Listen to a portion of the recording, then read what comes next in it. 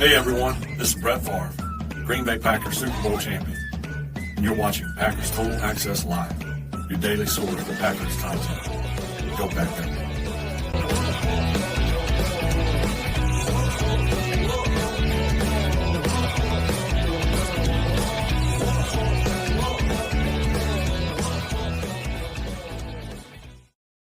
What's up, guys? Welcome into Packers Total Access. My name is Clayton. You can check us out on packernet.com. Find me on Twitter at Packers_access. Joined alongside Emilio in Tennessee. He is the draft board guru. Tonight, we've got Rusty Cheeks Hurts live from the Oval Office, and Jacob in Wisconsin. And, of course, we got the mayor of Green Bay, Mr. Jaden Higgins fan club president on the side there, Tim, in Green Bay. So how we doing, gents? Doing great. Tired. Ready to go. Beautiful day down here, Jacob. 50 degrees, sweating. Dude, it was like 40 in my neck of the woods. I think probably for you too, Tim. Yeah, it was a bit windy in Green Bay today, though. Just a bit. Just a bit breezy. Yeah. We're supposed to hit 60 in a couple of days. I'm excited about it. Gonna get out there in the short shorts, run around a little bit. You know what I'm saying, Jacob? Let those cheeks air out, right? Sit your butt outside. I'm glad that wasn't just to be honest. That's what I was waiting for. Anybody got anything they want to open up with? We got a bunch of stuff to cover on Twitter, obviously, with the Senior Bowl and the Shrine Bowl and everything getting kicked off here. Anything at all on the agenda here that you guys want to hit on? Walter Nolan on the radar. Yes, sir. We're definitely going to get to that. You guys know I perked up when I seen that. You know, Jay Cole in the chat. We met with Walter Nolan, and he dominated practice. Let's pick him first. I cannot disagree with that, Emilio. I know we've got him on the board fairly high, too, a lot higher than most people do. We got him in the 16 spot, right? Yeah, he's our boy for sure. I mean, he's on the screen when you first pull up the board. That dude's impressive. Yeah, him and Kenneth Grant, man, they're fighting for the spot. Definitely. Jacob, you got anything you want to hit on before we get into this stuff? I mean, you guys let me know if it's already coming up in the show, but there was a comment by Chris N, and just why not start things off with a little controversy? You know, I feel like I never like to do that with you guys. I know that, but Chris N says, I'm sad because rehiring Bisaccia is a clear signal Matt LaFleur is not ready to make a Super Bowl winning move yet. And he reiterates it by saying that they were the 32nd ranked special teams this year. Thoughts? That's tough. I mean, I guess it's Rich isn't always on special teams. I mean, what wasn't Rich also his in-game assistant coach, right? Assistant coach, but kind of helps him with those in-game decisions. You know, like down and distance going and stuff like that. So right. Maybe it's that that mentor kind of piece that he just he likes by his side. But what if we were to go out and get who was the Vikings old defensive coordinator? Always used the 8-gap mug, and the Cowboys let him go. Mike Zimmer. What if we brought him in? What if we retired? Huh? I think he retired. Did you guys hear that? I was going to say, what if we brought him in as like an advisor role? Like, would that kind of be something for Matt? That's where I was kind of leaning. But I think he just coaches 20-year-olds now, if I'm not mistaken. I knew somebody was going to go there. I knew it. I was keeping my mouth shut. But Mike Zimmer is back in the hunt. Let's just put it that way. I got you. My bad. Never mind. Well, then let's just let him go out there and do what Jacob does every night. Perfect comeback. Oh, boy. So, Tim, you got anything to add to the Rich Bisaccia? Yeah, leave my boy Rich alone. Shut the hell up. I'm over it. That's why I asked him what his take was. My take is Rich Bisaccia is not the reason that we lost to the Eagles. Say it again. We had the second best field goal percentage in the entire league. We had arguably the best punter, definitely a top 3 punter in the league. The new kickoff rules obviously is going to kind of tarnish your return ability a little bit. And I think we gave up one return touchdown all year long, albeit it happened, was it against Chicago, I believe, right? Yeah. And again, I don't watch that play and go, what's Bisaccia doing there? The guys, first of all, the dude that was closest to the ball carrier got literally held for 3 seconds, no flag. Rich Bisaccia to me isn't a problem. I long for forever for a special teams that didn't lose you the game, and we finally got it. And now we're ready to run his ass out of town. So I just think we're on board with it. You know what I mean? I remember those days like they were yesterday when punts were getting blocked for touchdowns, and you would go, please get a good snap here. All that's been fixed, right? So, yeah. How many playoffs did we lose in the Oh my God! Because of special teams, right? And again, when Braden Narvison was horrible, it was Rich Bisaccia's fault. Brandon McManus is great.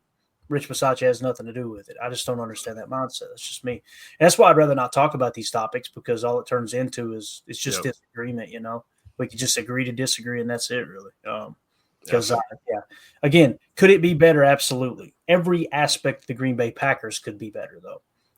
Where would you put it on the list of importance for the Packers? That's the better question. For me, it's not even on the radar, Right.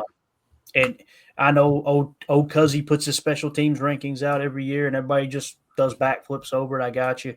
But when I turn on the tape, I don't look up and go, boy, this special teams is bad. I just don't do it. John Mixon has been a little bit of a liability. I ain't going to lie there, fumbling the ball. And then last year, remember taking it out of the end zone. We were like, what is he doing here, right? If Rich is giving him the freedom to do that in those situations, that is on Rich, coach him harder. But it sounds to me, this is my take on the exit interviews. I think the reason Keyshawn made that comment of being cornerback one and he doesn't want to return anymore, I think he got his ass reamed out. That's what I think happened for fumbling that kickoff. And again, you can look at it and go, well, it was a helmet-to-helmet hit, this and that. It doesn't change the fact that Keyshawn ran full sprint into a crowd of guys and got popped. You got to protect the football. On the opening kickoff. Yeah, dude. Oh. So, again, I don't think that's on Bisaccia. That's just me, though. Fred McFarley says, I'm just here so I don't get fined. Packers Kingdom, Deion Walker was getting whoop, and he blow the O-line up. Couldn't get off blocks. I want Walter Nolan first round. I stamp it, and Goot meet with him. There you go. All right, we got the whole rundown there. J. Cole in the chat. We met with Walter Nolan. He dominated practice. Already hit on that one, didn't we? So sorry about that. All right, let's get into it, boys. Let's cover all the news. This one kind of I thought it took the highlights by storm a little bit, or the headlines, I should say, as Packers GM Brian Gutekunst was talking to the Raiders personnel right off the bat here once again at the Senior Bowl. So this is multiple times they've been seen together. It said at Third Down Thursday, #, the draft starts in Mobile.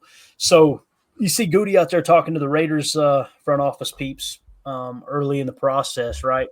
At the Senior Bowl, immediately I know everybody's mind, at least my mind went to Max Crosby, right? Is there any conversations there? Because that started to get a little bit of legs with the fan base. Nothing that I remember seeing from a credible source saying, hey, this may happen. It's just us kind of creating that steam behind the story. So what do you guys think, man? Do you think there's anything to this, or is it just a couple GMs talking, couple execs talking here, man? What do you guys think? I mean, I think that where there's a little bit of smoke, we should look for a little bit of fire. And Goody has shown that a lot of times he is somewhat, I wouldn't say that he leaves breadcrumbs, but he does seem like sometimes when you look back at it, you're like, okay, now that makes a little bit of sense as to what he was doing there, how he was attacking it. That all being said, it could just be comparing scouting notes. I would like to, if I want to be a hopeful, cross my fingers type fan, I hope they're talking about Crosby. I hope they're going through every single option and what it would mean, and if there's any way of making it a better deal and what it would mean for the team. I hope that they're diving over every sort of possibility there is. Now, that being said, I don't know if that's realistic. They could be talking about reruns of freaking the Friday Night Lights. You know what I mean? Who knows? I just am excited because I do think that we've heard from Goody in the offseason, and it didn't sound like coach speak, that he wants to make moves to make this a championship team. And I believe that one of those moves is signing a few more prominent offseason talent. So I can cross my fingers and be hopeful. You think he's leaning over saying, hey, y'all looking for a corner? Oh, there you go, Tim. Because I thought of Hard Knocks when the Giants GM was talking, and he was like, what do you want for him? What are we going to do for that sort of trade talk that they talk about there? But my other thought was I was listening to Move the Sticks, and DJ was talking about with the Raiders and, Brady coming in, they are probably going to be looking O-line and then have Brady look at some talent in the middle of the rounds and go from there. But it's building from the inside out. They're probably asking Goody, hey, what'd you guys do to get yourself squared away? How'd you guys, approach it? They could be talking some sort of deep connection, maybe not just that, hey, what's up sort of thing. Yeah, I think he leaned over and said, man, I just burned through 3 lung darts. You ain't got the tic-tac.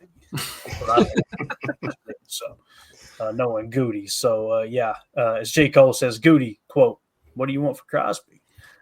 We'll see, man. We'll see. It's going to be coming up here real soon. I think that the trade rumors will start to get heated up once the Senior Bowl and the East-West Shrine Bowl is done. I really feel like that time there before the Combine is when that starts to ramp up. If you're telling me we could trade Jair Alexander for Max Crosby, but we obviously would have to give up some draft capital as well, I'd be on board with that for the right price. He gets him a fresh start in Vegas. Crosby gets to come over here, line him up opposite Rashawn Gary, go get Walter Nolan, and call it a damn offseason. You know what I mean? So, don't forget about my boy Jaden Higgins now. I got you. Hey, Jaden Higgins, man. It's going to be exciting to see. I can't wait to watch these games, man. Yeah, I'm looking forward to it. Yeah, the watch party Saturday is going to be awesome. Make sure you guys call in Slick to work if you're working on Saturday afternoon, or if you ain't got nothing else going on, drop in here. We're going to be doing a little live watch party for the Senior Bowl. It's going to be a lot of fun. Isn't that 2 p.m. Central Time, correct? 2 p.m. Was it 2 p.m. set? 2 p.m. Eastern. I think it was 2 p.m. Eastern. Okay. Somewhere around that time, right? I don't know. I'm not a doctor, but we'll get you that information. It's at 1:30 p.m. Central. So 2:30 Eastern. Yeah. So we were all wrong. There you go. All right. So does anybody know how to pronounce his name? Have you done any homework at all, Emilio? I've been calling him Zabel. I called him Zabel. What's his name? Gray? Is it Zabel or Zabel? Zabel was what I was going to say. But Zabel? Yeah, Okay. Zabel. So Gray Zabel has been a dominant during 1v1s. All right. He's doing it at left guard, right guard, and center. Sign him. Stay square, finish on repeat is what Dane Brugler said. So here's a guy that you want to keep an eye on with the versatility, right? We know Goody loves that. Could this be the center of the future? Could it be, boys? There we go. Thank you, Daryl. Appreciate you, buddy. He says Zay Bell. All right, everybody, confirmation there. You guys are awesome. Thank you so much, man. And thank you for watching this crappy show. What do you guys think about that, man? Gray Zabel. I'm going to pull it up here and see if we can figure out where he's at on our board. Emilio, was it you? I can't remember who it was. It was either Tim or Emilio that at some other far away, long time ago show was talking about grip strength with centers and offensive linemen and how that's such a underreported or underutilized stat. Was that one of you guys that brought that up, or am I totally making that up? I'm not intelligent enough to think about that, so it might have been Emilio. I was thinking you might have heard it at work. Did you hear it at the office? Well, you got to grip that pole, baby. But there is some sort of connection there with grip strength and the amount of just pure force that takes, and it makes sense when you think about it. I mean, those offensive linemen, they're not trying to grab. Oh, don't do the countdown, Fred. Come on. But there's something to be said with that, with how much those guys have to grab and move people out of position, in position, the stay square, the finish on repeat. I mean, this is Zabel, dude. If you could play all 3 of those positions, and if you're dominant at even 1 or 2, I mean, that just to me sounds like Goody's what dream. I mean, he's probably just imagining what it would be like to have a guy that's interchangeable. We talked about it all offseason. What are our biggest needs on the offensive line? Center and guard. Well, if you got a guy that can play all 3 positions on the interior line, sign me up. I like that chicken.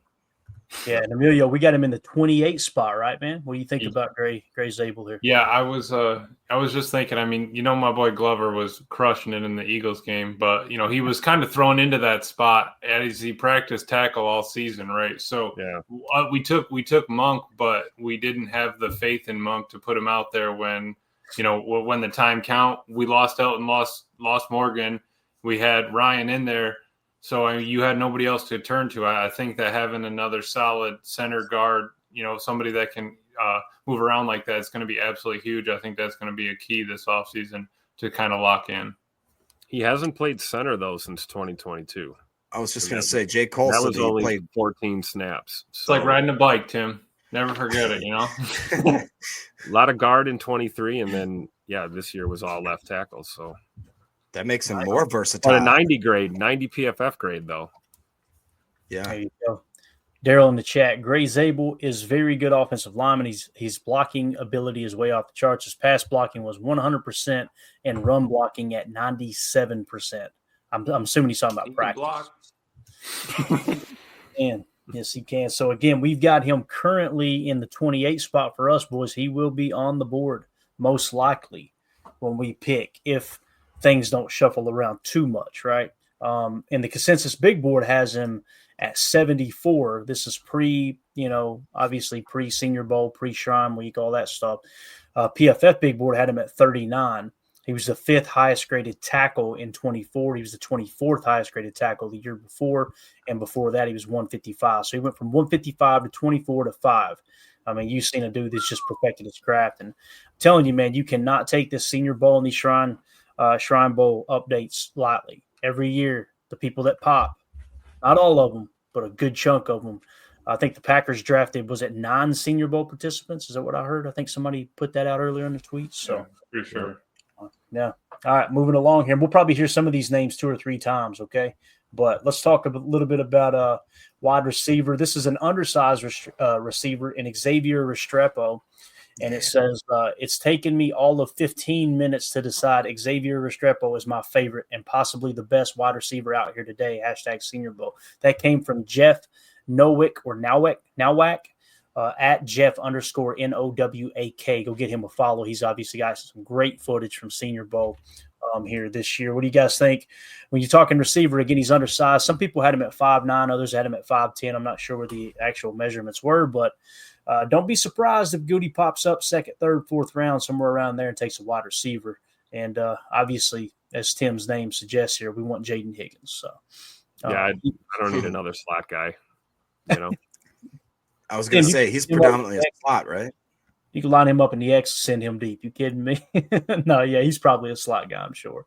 Let's see if we can find Restrepo here. As if you want to add anything else to that, boys, go ahead. I'll see if I can find him. I just think he's a little small, speedy dude for sure.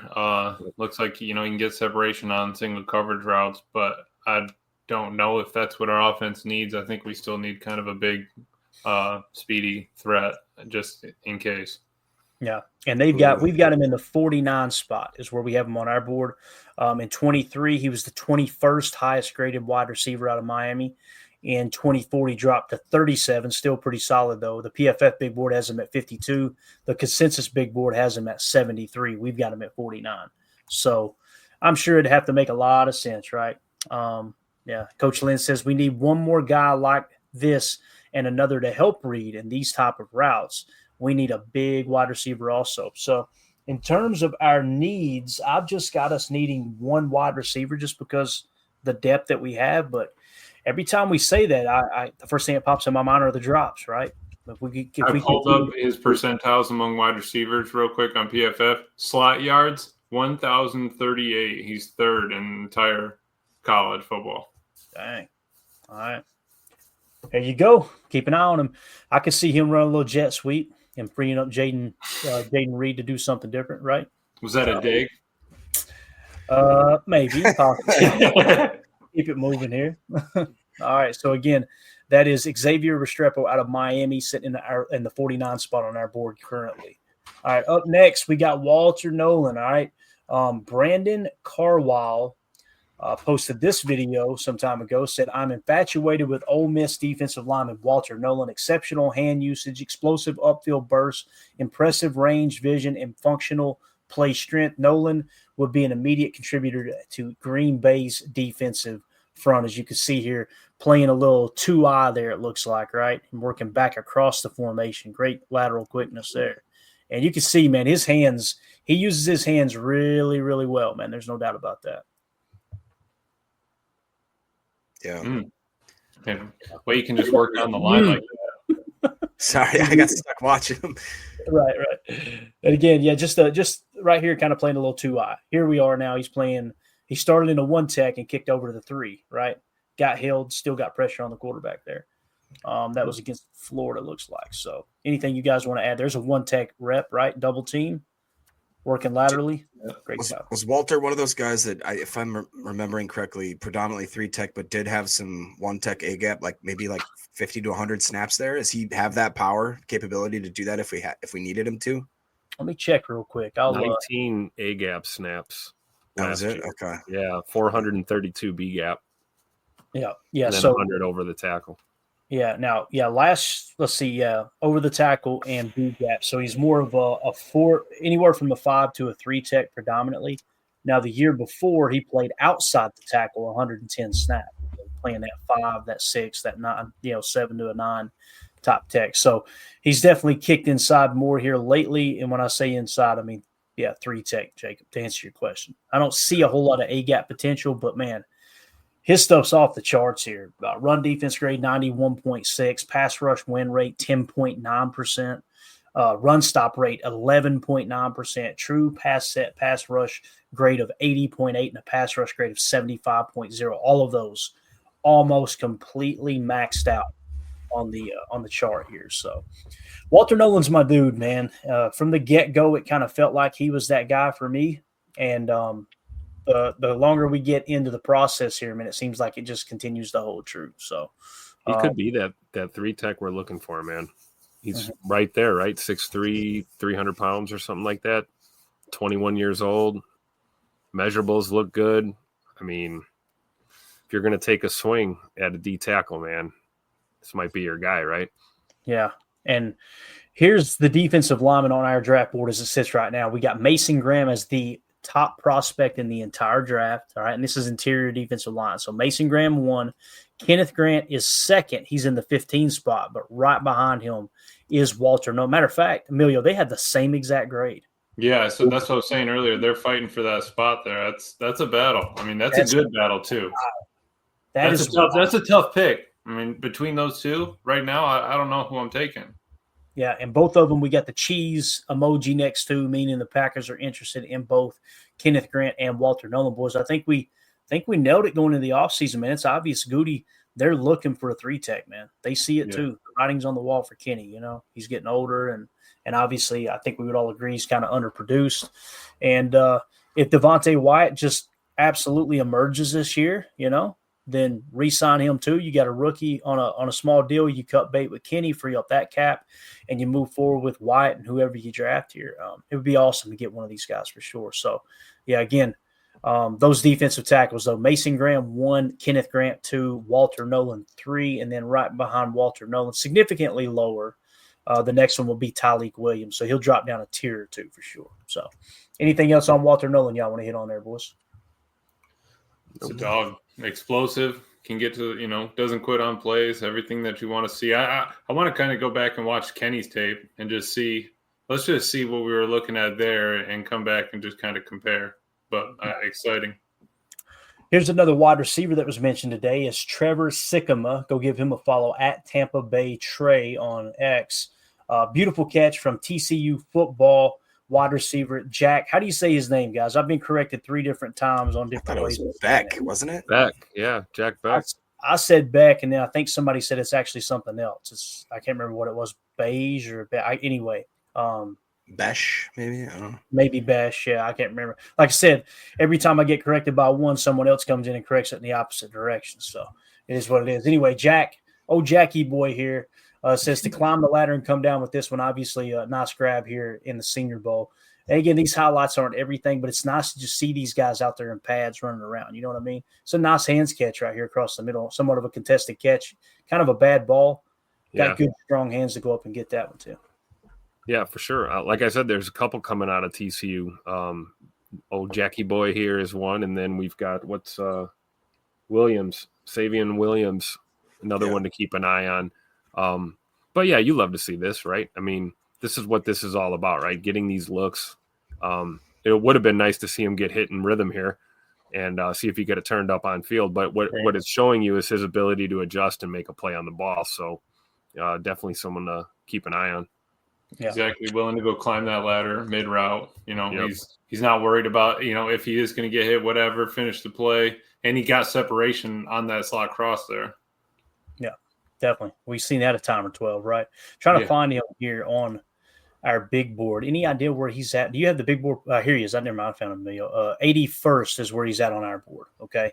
So he was the 35th highest graded wide receiver in 24. The PFF big board had him at 56, and the consensus big board had him all the way down to 136. And as Fred McFarley says here, Besh, it's like when you crack open a Bush beer. All right. Bush. Those Bush lattes. So it's Besh, evidently. So there we go. We'll add that to I'm sure we'll screw it up between now and then. It'll be okay. Right. So, all right. Anything else you guys want to add to Besh? You notice the wide receivers are starting to kind of pop a little bit, right? They're getting a lot of notice here at the Senior Bowl this week. Yep. All right. Let's move along. Next, we got our boy Mike Green. We've talked a lot about him this offseason. Brian Baldinger put this tweet out and said, Mike Green running the hoop. Love this prospect. Hello from Mobile. Baldy's breakdowns. And obviously he's probably got some audio to go with it, but I'm afraid there's going to be language. But you see Mike Green, man, he's one of those dudes that, I don't know, man. He kind of popped to us early when we put our list together. Initially, I was like, man, this dude right here seems like he is very, very underrated.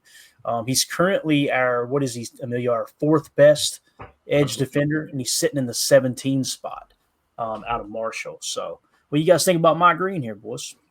He's 100% pure pass rush, man. That's what this dude is. It's like shot out of a cannon.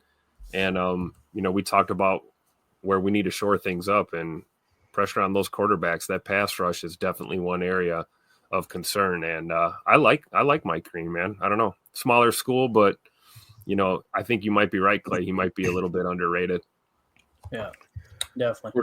Performing at a smaller school, I think he if you have the bend, you have the bend. You know what I mean? It's not like he needs to overpower the dude or anything like that. I think it's kind of a different look.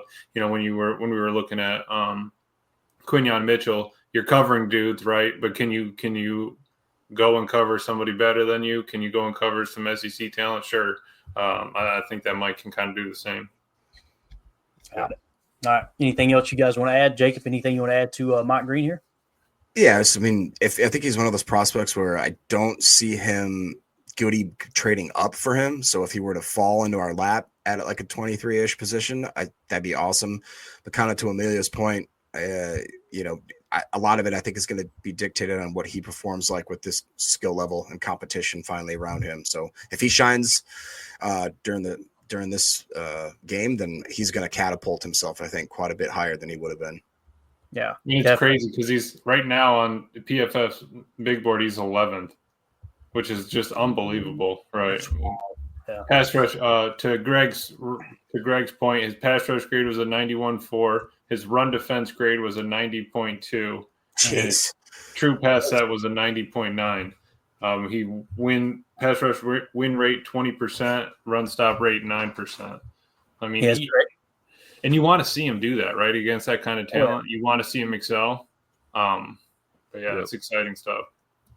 Yeah, as Greg Rice was asking, for those of you who can't see the question, he says, can he stop the run or only rush the passer? According to PFF, he does it all. So Mike Green looks like one of those prospects that, again, there's like 3 or 4 every year that we go, boy, you expect them to go kind of early, right? Earlier than they're looking at, on the consensus big board anyway. We got a little bit of somewhat news here. I've seen it marked in here before we move on to the next prospect. So Turtle says, so the Olave trade rumors might be true. Here's what I just pulled up on Twitter. ML Football, breaking news 3 hours ago. The New York Jets are the strong favorites to trade for Saints wide receiver Chris Olave. Olave, only 24, is a former all-rookie who played at Ohio State with the New York Jets star Garrett Wilson. The two are very close. So sounds like the Jets might be going to get another receiver, boys. If they go and trade for Olave, right, and that keeps Garrett Wilson in-house, I think they might be moving on from Tay. So Tay may end up in Green Bay. And Tim, if Tay comes to Green Bay, are we still on the Jaden Higgins train, or do you think we? I think it's one or the other. I really do. It would be. Yeah, I think it's one or the other. Give me them all. Because Jaden Higgins would be a guy. If you draft Jaden Higgins, that would be a guy I'd want to see the field. I wouldn't. You want to take a guy like that, and hopefully he's good to go and start playing as a rookie. Like we saw with Christian Watson, like we saw with Romeo Dobbs and Jaden Reed, and these guys that came in and were ready to play. I obviously you get Tay Adams, Tay's your receiver one, right? And we have that identity, and we're gonna feed off of Devontae Adams and let him help kind of mold some of our younger guys. So I don't know if there's a scenario where they're both on the team. And don't ask me who I'd rather have, because my head will explode, and I'll probably have like a stroke just trying to think of who I'd rather have. But I think we have to remember with Tay, it's a 1 to 2 year tops kind of Band-Aid fix kind of thing. Whereas Jaden Higgins could be someone that could be a Packer for the foreseeable future. Right. Definitely. Amelia, I wanted to bring this up to Braden Fielding. Thank you so much for mentioning this. I look for wrestling backgrounds for O-linemen. Zach Frazier is a good example from last year. Someone messaged me earlier. I'm trying to think. It might have been Robert on the text line here. And Zach Frazier was killing it this year in the league. I mean, he was like top 10, I think. So I'm trying to think. You got to have balance when you're wrestling, man. I did it for 10 years, 10 plus. I mean, you're flexible. You got to have balance, and you're by yourself. I mean, you still got the singlet? I knew you were gonna go there. No, did you? Yeah, I probably do. I probably do back home. You guys are out of control. Someone mentioned. I apologize. It might have been in one of the Patreon chats. There, it's not in the favorite draft pick one, but we need to come up with something, Emilio, where when we hear a wrestling background, maybe we put the little wrestler emoji, the flexing emoji. You know what I mean? So I'm being serious. We got to have that on the board because it's so true. It matters. It really does. That's what Joe says. He goes, you know what they say? If you can't beat him, take him to Suplex City. Right. Yeah. It happens at the Oval Office all the time, don't it? Yes, it does. Yes, it does. That's terrible. Fighting for those ones over there, right? So again, thank you for bringing that up, Braden. Make a note, Amelia. I'm serious about that. If we see anything in wrestling background for these offensive linemen, we'll put the little power lifting emoji there. All right. Johnny B says, what do you think of Tay Felton from Maryland? Some say he compares to Dobbs. Some say he's Dobbs. I don't say that, but some people say that. People say it, a lot of people. I actually saw a comparison of that, and he did. He was one of those guys that had a kind of an up and down PFF grade, if I'm not mistaken. But when you watch him on tape, you're like, dang, that dude looks better than what he's being graded at. And I only watched some, highlights, just trying to get guys just a little bit of film on him. But I thought he looked pretty good, man. Pretty smooth. I don't know. He's on my list. He's over 6 feet tall. He's definitely on my list. I don't know what I did wrong, Emilio, but I just clicked on Tay Felton and he turned gray. Oh, you did that. Oh, no, he disappeared. Yeah. What happened? Oh, that was my fault. Yeah, hold on. Oh, no. These guys are real time updating the board. Did you just move Felton up a spot? Is that what you did? No, yeah, no, we lost Felton. Johnny B. Johnny B's our head scout. Move him. There we go. I fixed. Duval. All right, you got it fixed. All right, Tay Felton. Here's the PFF grades. In 2022, he was the 662nd graded wide receiver. Then he jumped to 548. Then he jumped all the way to 89 this last year. Big jump, right? PFF Big Board has him at 173. The Consensus Big Board has him at 93. We have him settling in at 147. So that's where we got him at. Interesting. Thank you for bringing that up there, Johnny B. Appreciate the recommendation there. Professor Cakes, I can't wait to see Mark Boyd next year. Me too, man. Me too. Listen, it was very, I don't want to say disappointing. It sucked for him to obviously only get a handful of snaps, if any, right? Was it week 1 that he got hurt? Am I thinking right, guys? He came back from injury. I don't think he ever started a game. I don't think. I could be wrong. No, he played early in the season. Yeah. And he missed a lot of preseason too. Yeah, he was hurt from the moment he got to Green Bay, basically. I didn't even think he saw a game, but okay, dang. I know this: if he gets on the field, boys, if he beats out Emmanuel Wilson and Chris Brooks to get playing time, then we got a damn dog because Emmanuel Wilson played great this year, man. Mm-hmm. Yeah, that's exciting. Thick. Joe says, take the best available wide receiver, low end drops. I don't care who. There you go. All right. So get the catch rate meter out for us on that. Joe said, how about these hands? Coach Lynn said, would you rather have Mike Green and James Pierce Jr.? I think he meant or James Pierce Jr. Yeah. Mike Green. Let's look here. I don't know, Tim. Pierce Jr. is pretty good.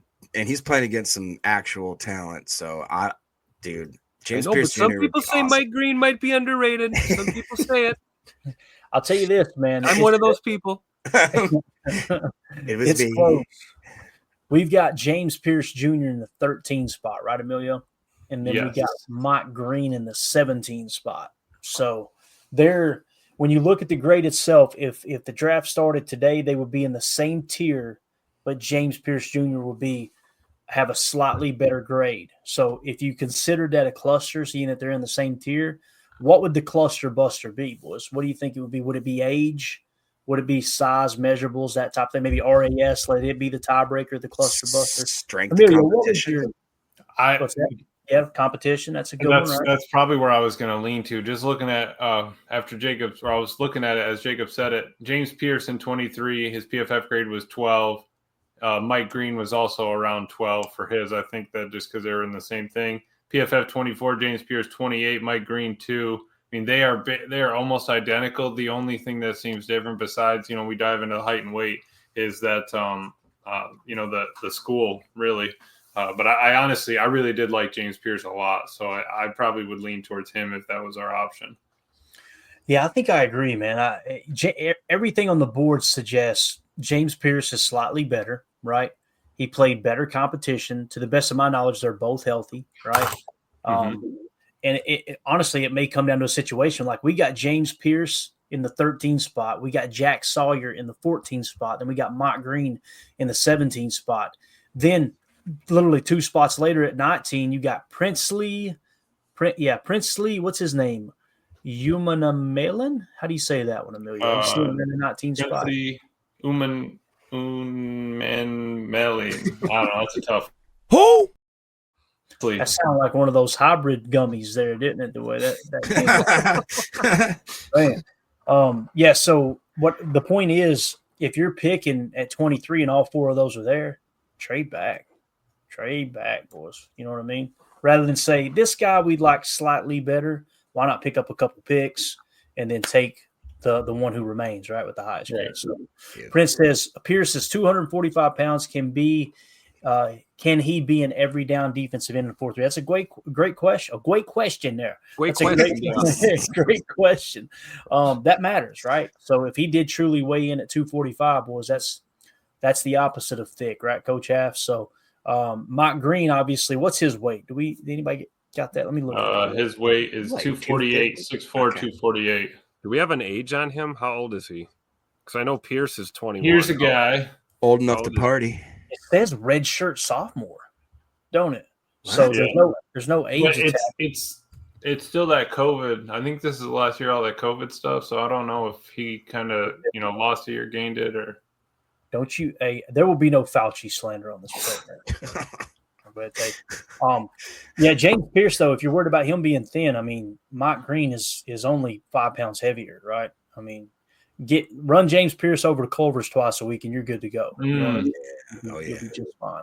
So let's see what else we got in here real quick. Appreciate the question there, Coach Lane. That's a great question. Daryl says Ricky Watt the third, 6'1", 190. And Tim, yes. Tell him, Daryl. Tell him. Number Daryl brought up on my list. He's number 11. What about this guy, Tim? Where's he? Pat Bryant, sleeper from Illinois. I do. When you look Pat at him, Bryant. I was really impressed with this guy and thought maybe we could. I haven't heard many people talking about him. Yeah, Pat Bryant's on my short list too, but Ricky White is on here. Number 11 with a bullet, baby. Don't sleep on him. UNLV. But yeah, Pat Bryant is another one, and these are the guys that I'm in love with the tall guys. Yes, I love tall guys that play receiver. That's a clip. 6'3", 200. 6'3", 200, big body. I've heard we want Devontae back. We want to trade for DK Metcalf. There is an option. We could draft the next stud big body receiver. Obviously, Megatrons don't come around very often, but there is a big crop of receiver talent in this draft, well over 6 feet, good hands, and the ability to stretch the field. So we got to take that into consideration. So I definitely got those guys on the radar for sure. We got Pat Bryant sitting at 114 right now. And 2024, he was the 24th highest graded receiver. when we took down the grades. Since this big board has him at 145. Go ahead with the next one. Do we have Ricky White on our board? Let me look real quick. Let me do that, and then we'll move on to this next one here. Ricky White. He's about 6'1". He's not quite, doesn't have the size, but I would really like Ricky White as well. When I looked at his stuff, would he have been there? Any crossover with Dobbs in UNLV? Ooh, I don't know. 2022. That'd be cool. Ricky White, his second 1,000-yard season, he had 1,400 yards in 23, 1,032 in 24. Yeah. Who was Played the a little slot, a little bit wide, looks like kind of a versatile receiver. Who was the other wide receiver we were just talking about? Was it Pat Bryant? Pat Bryant. We got Pat Bryant at 114. We got Ricky White at 106. Oh, Yeah, interesting. A bit better there. 2023, Ricky White was the 6th highest graded wide receiver in all of college football. So keep that in mind. All right, now we got a D. Anderson, right? Wide receiver. I love that we're looking up all these receivers, and we're not going to take one. That's the way it's Definitely not in the first 4 rounds. Probably we won't see a receiver. According to the search bar, D. Anderson is not on the board yet. So let me write. Oh, great! Yeah, I was going to say I hadn't heard these two names. So Emilio, get ready, buddy. Got more work. Thornton might be. Daryl said, "You ain't heard these names because I just made them up, boys. Good luck finding them." Hey, Daryl also is dropping a little nice nugget here. He says Ricky White III was Jaden Reed's former teammate at MSU. So there's a little bit of love there. Let's go. Okay. So I actually just need to find D because Thornton is on the board. He's 371, right? Rambo 09 says, "Put these big bastards on the board." Exactly. All right. Let's move on to the actual matter of fact, that's going to do it for hour 1. For those of you listening on the pod, we will see you on the other side for hour 2. We appreciate y'all more than you know for listening to this sucky show.